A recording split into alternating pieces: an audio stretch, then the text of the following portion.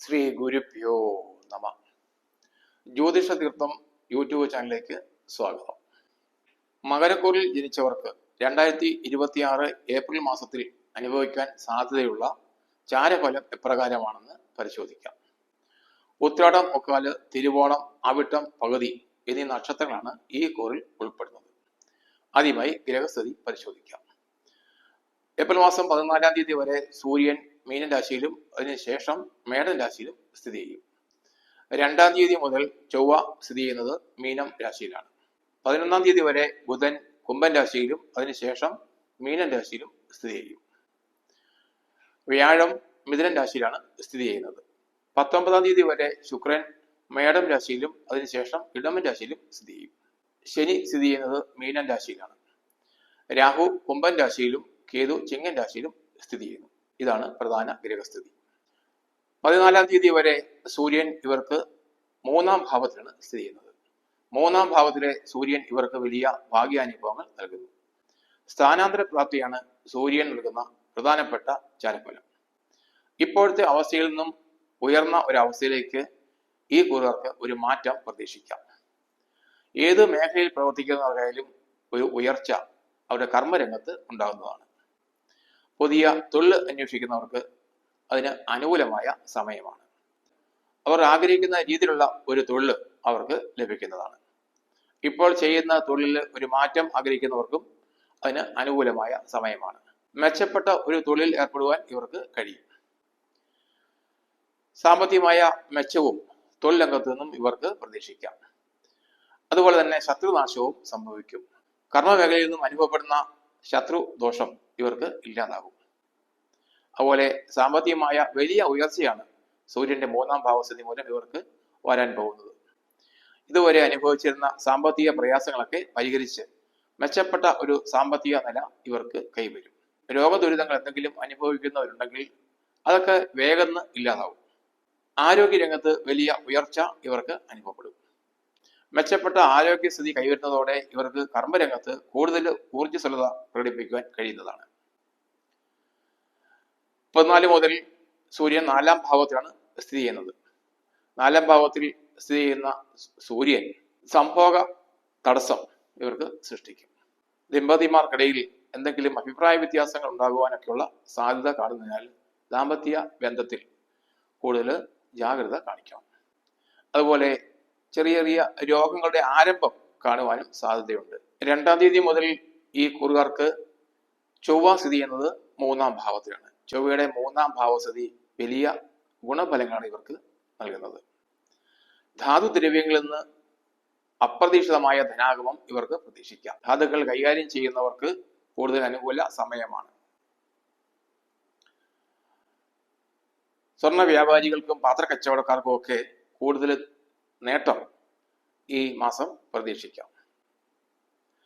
കച്ചവടക്കാർക്കും കൃഷിക്കാർക്കും വ്യവസായികൾക്കും ഒക്കെ തങ്ങളുടെ കർമ്മരംഗത്ത് നിന്നും കൂടുതൽ ലാഭം 3-ാം ഭാവത്തിലെ ചൊവ്വയുടെ സ്ഥിതി മൂലം അനുഭവപ്പെടും.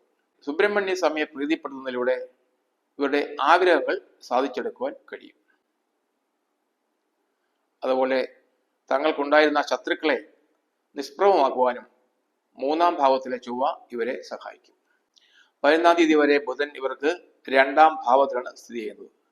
ധനധാന്യ സമൃദ്ധി 2-ാം ഭാവത്തിലെ ബുധന്റെ സ്ഥിതി മൂലം ഇവർക്ക് അനുഭവപ്പെടും. സാമ്പത്തിക ഇടപാടുകളൊക്കെ ഈ കൂറുകാരെ സംബന്ധിച്ച് വലിയ ലാഭങ്ങൾ ഉണ്ടാക്കി കൊടുക്കും. അതുപോലെ നിക്ഷേപങ്ങൾ നടത്തുന്നതും ഇവർക്ക് വളരെ അനുകൂലമായിരിക്കും. മറ്റുള്ളവരിൽ നിന്ന് ലഭിക്കാനുള്ള പണമൊക്കെ വേഗത്തിൽ ലഭിച്ചു തുടങ്ങും. മനോഹരമായ സംസാര ശൈലി മൂലം മറ്റുള്ളവരിൽ നിന്നും കൂടുതൽ ആനുകൂല്യങ്ങൾ നേടിയെടുക്കുവാൻ ഇവരെ സഹായിക്കും. വാക് സാമർത്ഥ്യം മൂലം കർമ്മരംഗത്ത് വലിയ നേട്ടങ്ങൾ വന്നു ചേരും. ശത്രുക്കൾ പോലും മിത്രങ്ങളാകുന്ന രീതിയിലുള്ള പെരുമാറ്റം ഇവരുടെ ഭാഗത്തു നിന്നും ഉണ്ടാകുന്നതാണ്.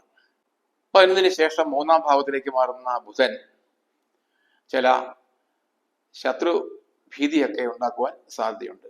അതുപോലെ അധികാരവർഗത്തിൽ നിന്നും ചിലപ്പം പ്രതികൂലമായ ചില നടപടികൾ ഉണ്ടാകുവാനും സാധ്യതയുണ്ട്.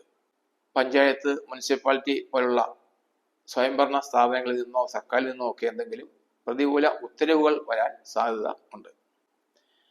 അതുപോലെ തങ്ങളുടെ ഉയർച്ചയിൽ അസൂയാലുക്കളായ ചിലരുടെ പ്രവൃത്തികൾ മൂലം ചില ബുദ്ധിമുട്ടുകൾ ഉണ്ടാകുവാനും സാധ്യതയുണ്ട്.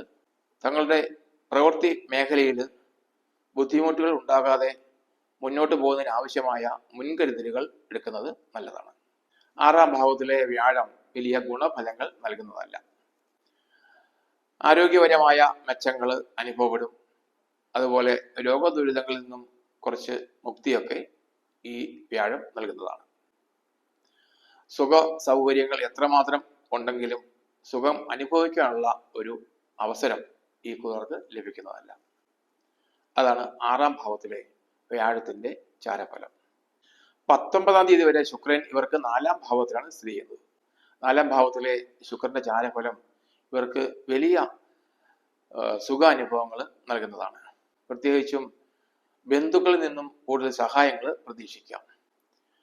സഹോദരങ്ങളും ബന്ധുക്കളും എല്ലാ കാര്യത്തിലും സഹായിക്കുവാൻ ഈ കൂറുകാർക്കൊപ്പം എപ്പോഴും ഉണ്ടായിരിക്കും. വലിയ പ്രതാപത്തോടിയ ജീവിതം നയിക്കുവാനുള്ള യോഗമാണ് ഈ 4-ാം ഭാവത്തിലെ ശുക്രൻ ഈ കൂറുകാർക്ക് നൽകുന്നത്.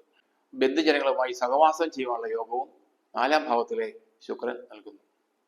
ദൂരദേശത്ത് താമസിക്കുന്ന ബന്ധുക്കളുമായും സുഹൃത്തുക്കളുമായും അടുത്ത് ഇടപഴകുവാനും അവരുമായി സഹവാസം ചെയ്യുവാനുള്ള യോഗം ഈ ശുക്രൻ ഈ കൂറുകാർക്ക് നൽകുന്നു. കുടുംബത്തിൽ പലതരത്തിലുള്ള ഐശ്വര്യങ്ങൾ വന്നു ചേരും. മംഗളകാര്യങ്ങൾ കുടുംബത്തിൽ നടക്കുവാൻ സാധ്യതയുണ്ട്. വിവാഹ നിശ്ചയം, വിവാഹം, ഗൃഹപ്രവേശനം തുടങ്ങിയ മംഗളകാര്യങ്ങൾക്ക് അനുകൂലമായ സമയമാണ്. കുടുംബാംഗങ്ങൾ തമ്മിലുള്ള പരസ്പര ധാരണ വർദ്ധിക്കുകയും കുടുംബത്തിൽ ഐശ്വര്യം വർദ്ധിക്കുകയും ചെയ്യും. 19-ാം തീയതി 5-ാം ഭാവത്തിലേക്ക് മാറുന്ന ശുക്രൻ വലിയ ധനലാഭവും അതുപോലെ ബന്ധുഗുണവും ഇവർക്ക് നൽകും. വിവിധ രംഗത്തു നിന്നും ഇവർക്ക് സാമ്പത്തികമായ നേട്ടം പ്രതീക്ഷിക്കാം. കർമ്മരംഗം കൂടുതൽ പുഷ്ടിപ്പെടുകയും സാമ്പത്തികമായ നേട്ടം ഉണ്ടാവുകയും ചെയ്യും.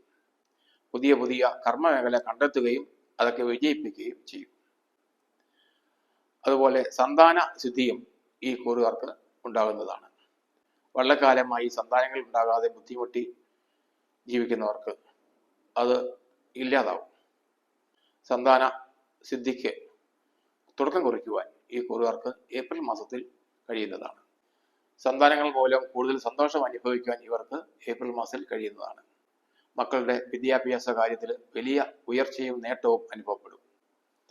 അതുപോലെ അഭ്യസ്ത വിദ്യരായ യുവതീ യുവാക്കൾക്കും അനുകൂലമായ സമയമാണ്. ഗുരുജനങ്ങളെ സന്തോഷിപ്പിക്കുവാനും പ്രീതിപ്പെടുത്തുവാനുള്ള അവസരം ഈ കൂറുകാർക്ക് വന്നു ചേരും.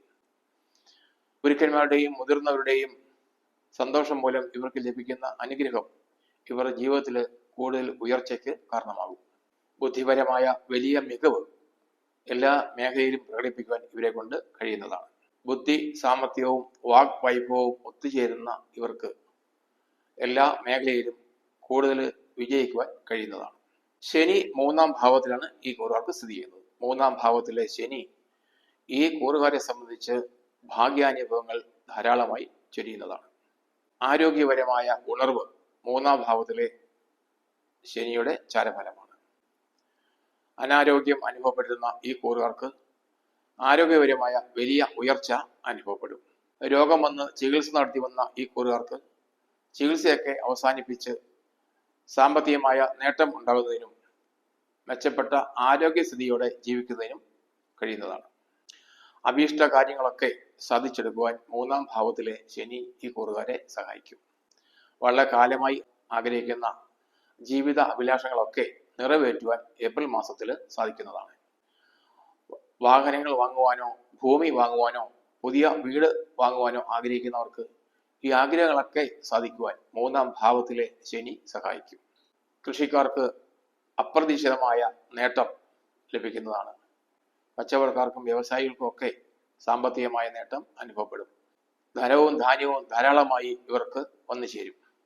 ഈ കൂറിൽപ്പെട്ടവരെ സംബന്ധിച്ച് ഭാഗ്യാനുഭവങ്ങളുടെ പെരുമഴയാണ് 3-ാം ഭാവത്തിലെ ശനി നൽകുന്നത്. എന്നാൽ 2-ാം ഭാവത്തിൽ സ്ഥിതി ചെയ്യുന്ന രാഹുവും 8-ാം ഭാവത്തിൽ സ്ഥിതി ചെയ്യുന്ന കേതുവും അത്ര അനുകൂലമല്ല. ചില സ്വജനങ്ങളെങ്കിലും ഇവരോട് വിരോധപ്പെടുവാൻ സാധ്യതയുണ്ട്. അതുപോലെ കുടുംബാംഗങ്ങളുമായിട്ട് കലഹങ്ങൾ ഉണ്ടാകുവാനും സാധ്യതയുള്ളതിനാൽ ബന്ധുക്കളും സുഹൃത്തുക്കളുമായി ഒക്കെ ഇടപഴകുമ്പോൾ വലിയ ശ്രദ്ധയും ജാഗ്രതയും കൊടുക്കേണ്ടതാണ്. ദൂരദേശ ഗമനത്തിനും സാധ്യത കാണുന്നു.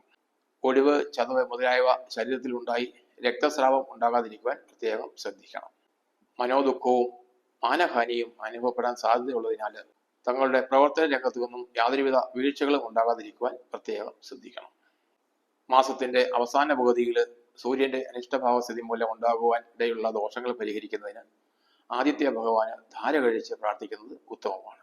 11-ാം തീയതിക്ക് ശേഷം 3-ാം ഭാവത്തിലേക്ക് മാറുന്ന ബുധന്റെ ദോഷഫലങ്ങൾ ഇല്ലാതാക്കുന്നതിന് അവതാര വിഷ്ണുവിന് സഹസ്രനാമ പുഷ്പാഞ്ജലി ചെയ്ത് പ്രാർത്ഥിക്കുന്നത് നല്ലതാണ്. വ്യാഴത്തെ കൊണ്ട് ഗുണഫലങ്ങൾ അനുഭവപ്പെടുന്നതിന് മഹാവിഷ്ണുവിന് പാൽപായസം കഴിച്ച് പ്രാർത്ഥിക്കുന്നത് ഉത്തമമാണ്. രാഹുകേതുക്കളുടെ ദോഷങ്ങൾ ഇല്ലാതാക്കുന്നതിന് നാഗദൈവങ്ങൾക്ക് പ്രീതികരമായ വഴിപാടുകൾ നടത്തി പ്രാർത്ഥിക്കുന്നതും ഗണപതി ഭഗവാന് കറുകമാല ചാർത്തി പ്രാർത്ഥിക്കുന്നതും ഉത്തമമാണ്. ചില ഗ്രഹങ്ങളുടെ അനിഷ്ടസ്ഥിതി മൂലം ഉണ്ടാകുന്ന ചെറിയ ചെറിയ ദോഷങ്ങൾ പ്രാർത്ഥനയിലൂടെയും വഴിപാടുകളിലൂടെയും പരിഹരിച്ചാൽ ധാരാളം ഗുണഫലങ്ങളും ഭാഗ്യാനുഭവങ്ങളും ഈ കൂറുകാർക്ക് ഏപ്രിൽ മാസത്തിൽ അനുഭവിക്കാൻ ഇടവരും. ഇത് ചാരഫലം മാത്രമാണ്. ഇപ്പോൾ അനുഭവപ്പെടുന്ന ദശയുടെയും അന്തർദശയുടെയും ഗുണദോഷങ്ങൾ അനുസരിച്ചായിരിക്കും ചാരഫലം അനുഭവപ്പെടുക. ജാതകവശാൽ എന്തെങ്കിലും ദോഷങ്ങൾ ഉണ്ടെങ്കിൽ അത് കണ്ടെത്തി പരിഹരിച്ചാൽ ഗുണഫലങ്ങൾ പൂർണ്ണമായും അനുഭവത്തിൽ വരും. ഈ വീഡിയോ ഉപകാരപ്രദമായെങ്കിൽ സബ്സ്ക്രൈബ് ചെയ്യുക, ലൈക്ക് ചെയ്യുക, ഷെയർ ചെയ്യുക. ഓൺലൈൻ കൺസൾട്ടേഷനായി എൻ്റെ വാട്സാപ്പ് നമ്പറുമായി ബന്ധപ്പെടുക.